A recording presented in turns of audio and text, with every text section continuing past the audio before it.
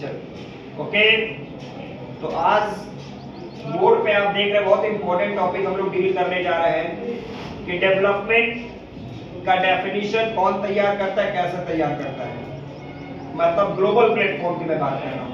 तो इसको डील करने के लिए मैं दो स्टूडेंटों को कॉल कर रहा हूँ, जो कि सबसे पहले नीतीश आएंगे और दूसरा सोनाक्षी आएगी। चलिए आप दोनों आइए, सामने आइए। चलिए सबसे पहले हमने यहाँ पे नोट डाउन कर दिया है कि यूएनओ के अंदर जो 195 कंट्रीज हैं, ये 195 कंट्रीज में कौन कंट्री कितना डेवलप्ड है, ये दो अलग अलग एजेंसियां हैं जो कि इसको डिफाइन करती है। जिसमें सबसे पहले कौन है, वर्ल्ड बैंक, और दूसरा कौन है, यूएनडीपी।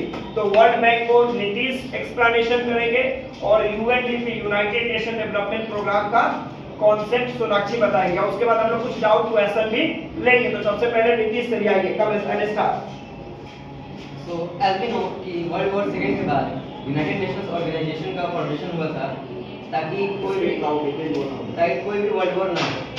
तो इसके लिए जो यूनाइटेड नेशन ऑर्गेनाइजेशन फॉर्म हुआ उसमें 195 कंट्रीज थे, और इन 195 कंट्रीज का जो डेवलपमेंट का सर्वे है वो दो एजेंसीज करती हैं, और उन दोनों एजेंसीज के नाम हैं वर्ल्ड बैंक और यूएनडीपी।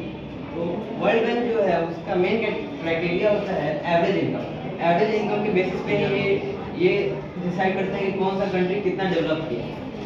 एवरेज इनकम को पर कैपिटा इनकम के नाम से भी जानते हैं, और एवरेज इनकम कैलकुलेट करने का एक सिंपल फॉर्मूला है जीएनआई बाय टोटल पॉपुलेशन।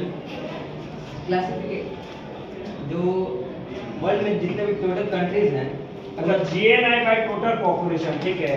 अच्छा, ये जो एवरेज इनकम आपने निकाला है, जिसे हम लोग पर कैपिटा इनकम भी कर रहे हैं, तो पर कैपिटा इनकम के आधार पे ये जो वर्ल्ड बैंक है उसने पूरे देश को कितने भागों में कैटेगराइज कर दिया है, चार। कौन कौन, जैसे low income country, low middle income country, upper middle income country और हाई इनकम कंट्री। अच्छा ये बताओ, अच्छा जो इंडिया है हमारे कंट्री को कौन से ग्रुप में आता है, मतलब इंडिया किस कैटेगरी में आता है?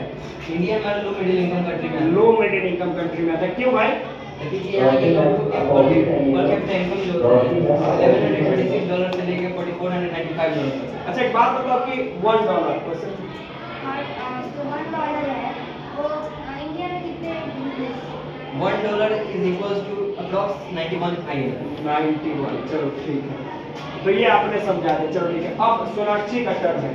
ये तो इन्होंने वर्ल्ड बैंक के बारे में बता दिया, इसका पहला एजेंसी।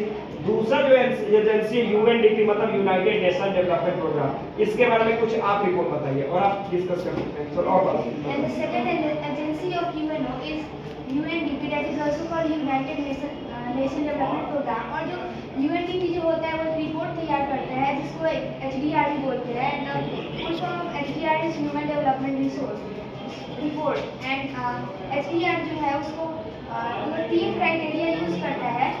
फर्स्ट है average income, that is also called PSI, and PCI is per capita income. And second is health, जो इसमें दो टाइप्स आते हैं। First BMI and its full form is body mass index, and second is IMI, that is also fat mortality rate, ठीक है।